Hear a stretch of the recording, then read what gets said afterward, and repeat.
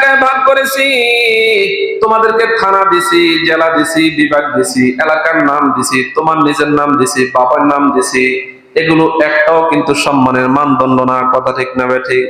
কিন্তু আমরা এগুলোকে সম্মানের মানদণ্ড মনে করি।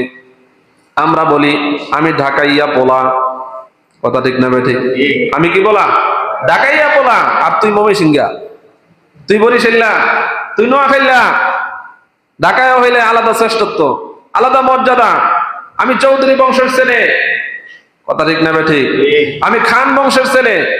এই বংশের, এই বংশ, এই এলাকা, এই থানা জেলা, এগুলো আল্লাহ তাআলা দিয়েছেন সম্মানের জন্য। বলেন সম্মানের জন্য। আল্লাহ তাআলা বলেন আমি এগুলো ভাগ করেছি লিতাআরাফু, যাতে তোমরা পরস্পর পরিচিত হইতে পারো। শুধু পরিচয়ের জন্য তোমাদেরকে এভাবে থানায় থানায় ভাগ করেছি, জেলায় জেলায় ভাগ করেছি, এলাকায় এলাকায় ভাগ করেছি। তোমাদের নাম দিয়েছি, তোমাদের বাবার নাম দিয়েছি, বংশের নাম দিয়েছি। এগুলো সম্মানের মানদণ্ড না, এগুলো শুধু পরিচয়ের জন্য।